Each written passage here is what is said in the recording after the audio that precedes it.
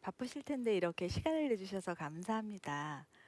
우리 목사님께서 꼭 한번 찾아뵙고 교제 시간을 아, 가지라고 말씀하셔서 오늘 이렇게 찾아뵙게 되었습니다. 이분은 이정은 집사님이시고 저분은 박정미 집사님입니다.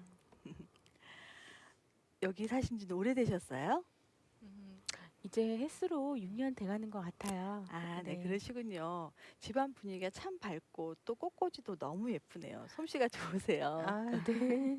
오신다고 해서 제가 좀 예쁘게 꾸며봤어요. 아, 감사합니다. 감사합니다. 네, 신앙생활 하신 지는 얼마나 되셨어요? 저는 교회 나가본 적은 없고요. 이번에 친구 따라서 처음 가봤습니다. 아, 네, 그러시군요. 네. 처음 뵙는 선생님께 잠깐 제 얘기를 말씀드려도 되겠습니까? 아, 네, 하셔도 돼요. 저에게는 딸이 두 명이 있습니다. 저희 둘째 딸이 유치원에 다닐 때 일입니다.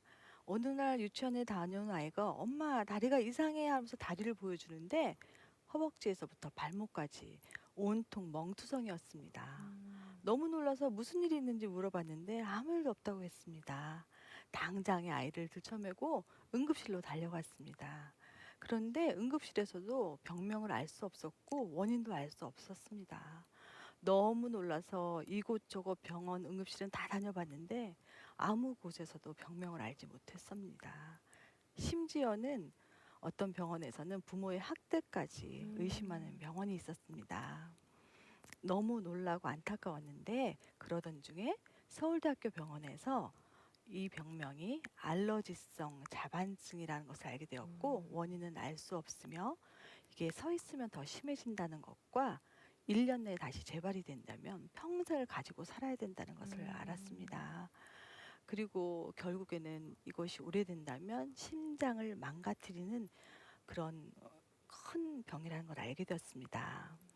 처음에는 너무 두렵고 떨렸습니다.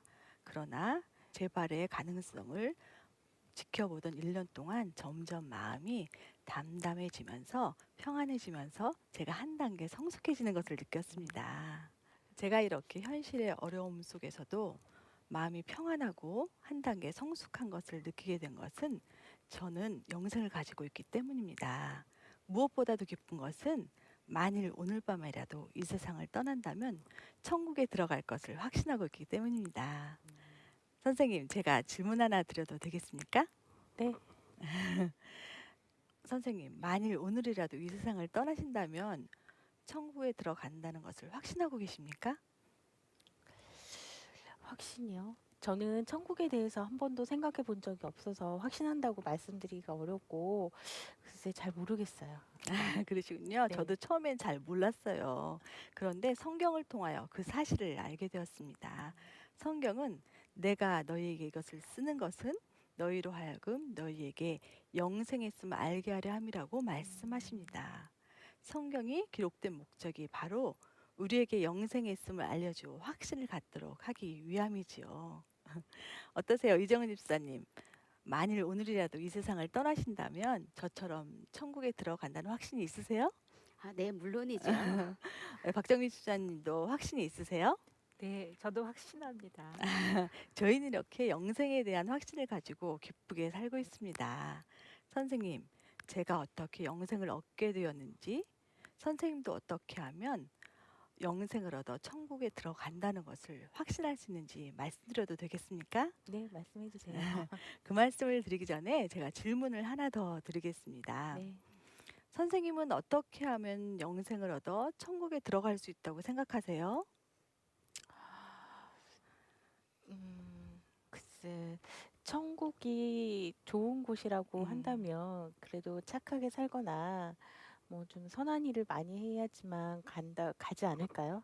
아, 그러니까 선생님은 선한 행위 때문이란 말씀이죠? 네, 네. 네, 제가 선생님의 대답을 바로 이해했나요?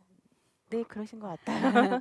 그러면 선생님의 대답을 듣고 보니 선생님께 가장 기쁜 소식을 전해드릴 수 있겠군요.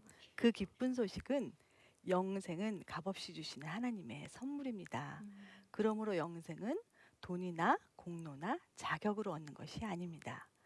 성경은 너희는 그 은혜에 의하여 구원을 받았으니 이것은 너희에게서 난 것이 아니요 하나님의 선물이라.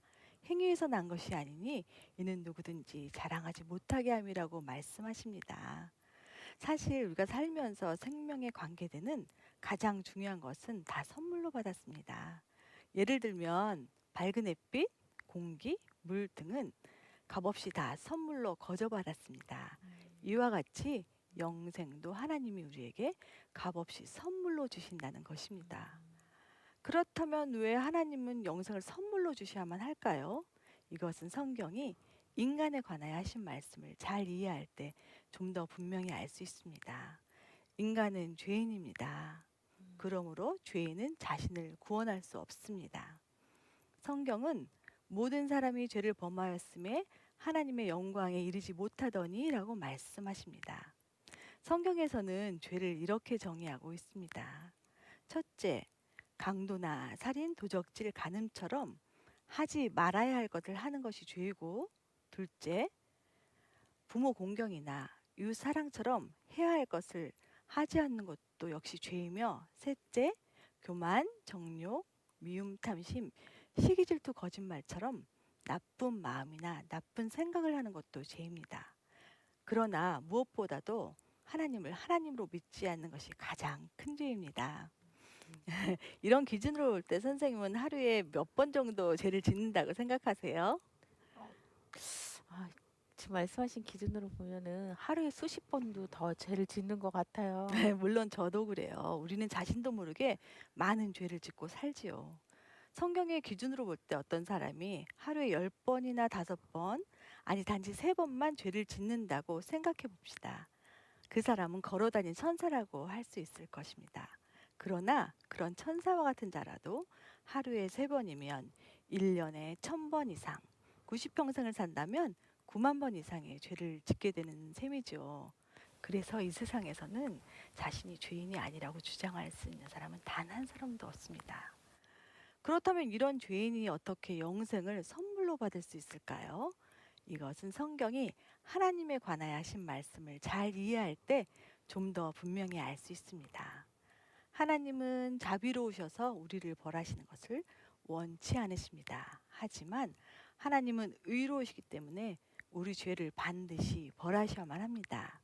성경은 하나님은 사랑이심이라고 말씀하십니다. 하지만 벌을 면제하지 아니하고 보응하리라고 말씀하십니다. 전쟁 중인 러시아 제국에 부족한 식량을 훔치는 사건이 종종 발생했습니다. 화가 난 지휘관 가르시아 장군은 누구든지 식량을 훔치다가 잡힌 자에게는 끔찍한 채찍질을 가하겠다고 선포했습니다. 그런데 도둑을 잡고 보니 다른 사람이 아닌 바로 그의 어머니였습니다. 장군은 원칙대로 사랑하는 어머니에게 채찍을 가하자니 늙으신 어머니가 돌아가실 것 같고, 원칙을 무시하고 그냥 넘어가자니 부하들에게 군기가 서지 않을 것 같았습니다. 결국 지휘관이 세운 원칙에 따라 처벌해야 하는 날 그는 어머니 앞에서 겉옷을 벗었습니다. 그리고 부하에게 명하였습니다. 어머니 대신 나에게 채찍을 가하라. 그는 어머니 대신에 채찍에 맞음으로써 어머니에 대한 사랑을 실천했을 뿐만 아니라 동시에 죄인을 처벌하는 공의도 실천하게 된 것입니다. 이처럼 자비로우시고 의로우신 하나님은 우리의 죄 문제를 예수 그리스도 안에서 단번에 해결하셨습니다. 예수 그리스도는 참 하나님인 동시에 참 인간이십니다. 예수 그리스도는 우리에게 영생을 선물로 주시기 위하여 십자가에 달려 죽으심으로 우리의 죄값을 대신 치르시고 부활하셨습니다. 이 책이 제가 태어나서 지금까지 지은 모든 죄와 모든 생각, 모든 말과 모든 행위가 낱낱이 기록되어 있는 책이라고 생각해 보십시다. 성경은 어느 날 이 책이 하나님 앞에서 펼쳐지고 제가 행한 대로 심판받게 될 것이라고 말씀하십니다. 그런데 이 책에 기록된 저의 죄가 문제입니다. 하나님은 저를 사랑하시기 때문에 저를 벌할 수도 없고, 또한 하나님은 의로우시기 때문에 저의 죄는 반드시 벌하셔야만 합니다. 이 문제를 해결하시기 위하여 하나님은 그의 사랑하는 아들 예수 그리스도를 이 세상에 보내셨습니다. 성경은 우리는 다 양 같아서 그릇 행하여 각기 제 길로 갔거늘 여호와께서는 우리 모두의 죄악을 그에게 담당시키셨도다 라고 말씀하십니다. 하나님이 미워하신 저의 모든 죄가 그의 사랑하는 아들 예수 그리스도께로 옮겨졌습니다. 예수 그리스도는 그 자신의 몸으로 우리의 죄값을 대신 치르시고 친히 십자가에 달려 돌아가셨습니다.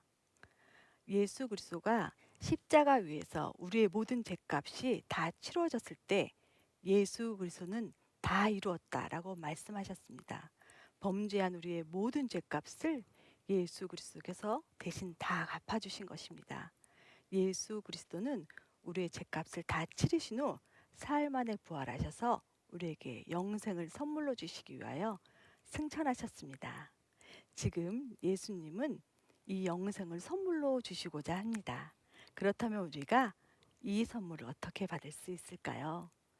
이 선물은 오직 예수 그리스도를 믿는 믿음으로 받습니다.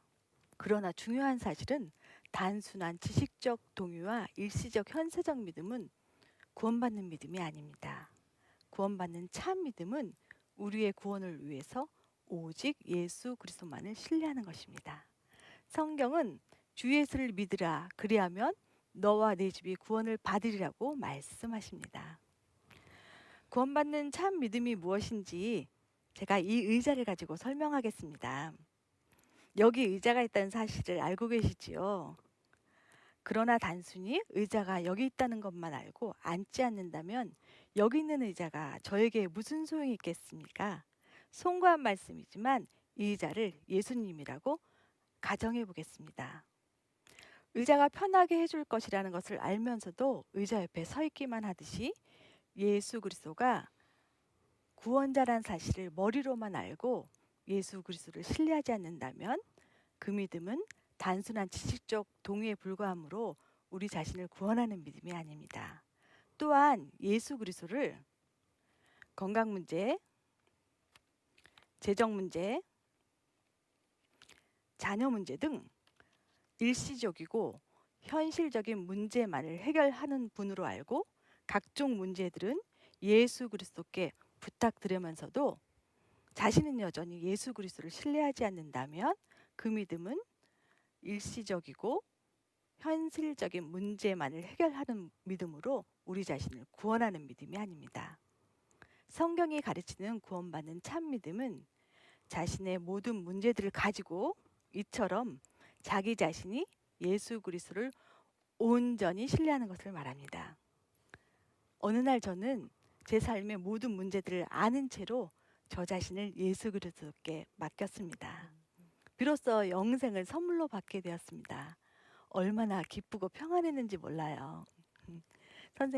선생님은 앞에서 영생을 얻어 천국에 들어가는 이유가 선한 행위 때문이라고 하셨죠. 네. 그렇다면 선생님은 영생을 얻어 천국에 들어가기 위해 결국 누구를 신뢰하고 계셨던 것일까요? 그러고 보니 제 자신이었네요.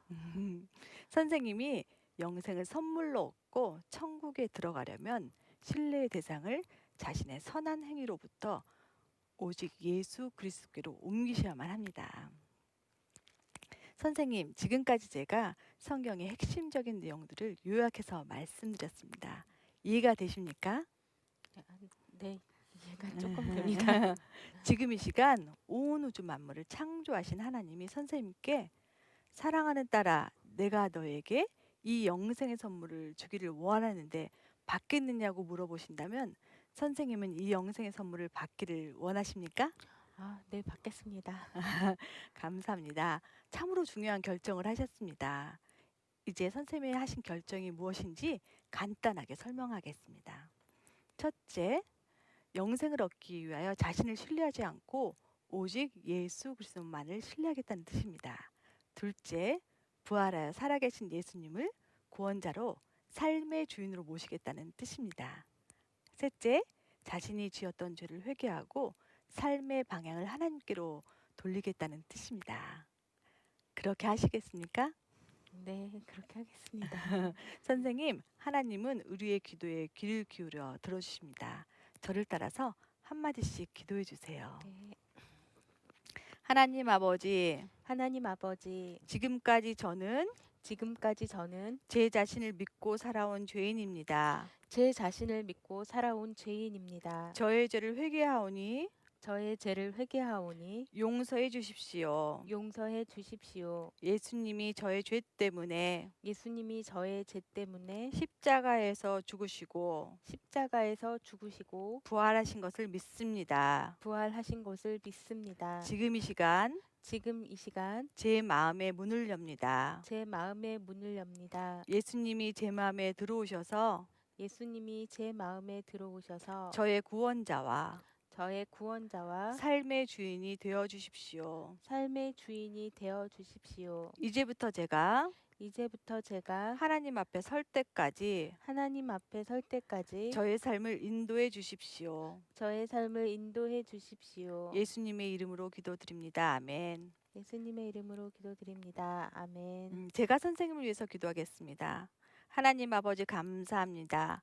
영접하는 자, 곧 그의 이름을 믿는 자들에게는 하나님의 자녀가 되는 권세를 주신다는 말씀대로 하나님의 자녀가 되게 해주셔서 감사합니다.